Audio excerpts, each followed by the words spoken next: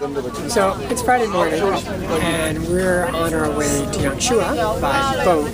We decided to go for a non-translated place. Hey, And it's a geological museum. it's a geological museum. And I guess we're having a stop on the way to the boat, which is a geological museum. Now, just so you know that I'm not making it up, that they call these things real museums, here's the sign. It says, the Geological and Mineral Museum. And you can tell there's a little bit of a historical thing in there, talking about the rocks, and then some interesting carvings. But basically, it's just a way to get some money to sell the goods. Now, what was really interesting in this is a, Chinese tour. We don't have a translator with us.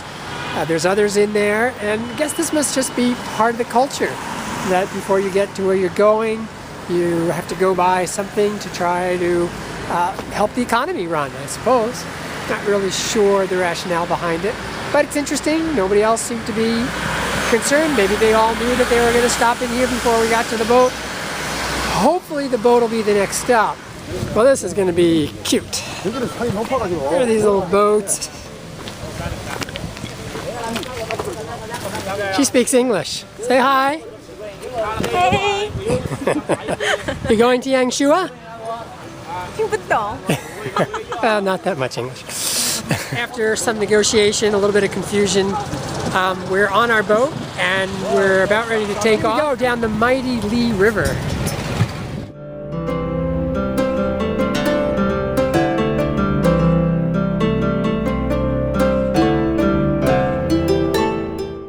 The mist on the karsts in the distance gives it a beautiful feel, it's a little cool, but the clouds coming down give it a typical Chinese mystic feel. Really pretty.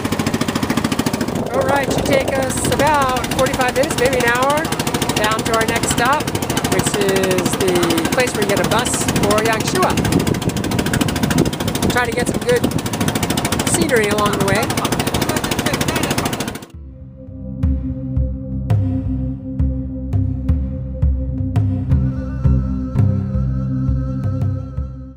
We decided to come to this little guest house outside of town, out through a village, along a little muddy road. The name of the little place is called the Giggling Tree, and I'm assuming that this tree right here is the Giggling Tree. And this is the little gateway entry that you come into the Giggling Tree. We're going to spend the Sabbath here, 2 nights here, a little relaxing. Out in the country, we're really looking forward to bicycling or walking around. Anyhow, and here we have a little honey operation. This is honey, right? Yeah. For sale? Yeah, all right, little honey. Flower powder. Huh? Flower powder. Well, there, and I guess that's their little house they're staying in while they're doing the honey. And they're all, hello. And this is their bee operation. Here's the guy.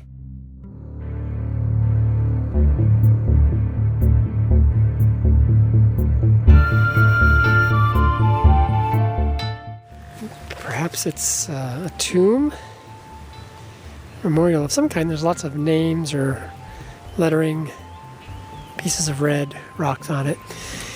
Actually, this kind of makes sense that seems to be so much activity here, because the other day, April 5th, I believe it was, there was a holiday in Beijing in which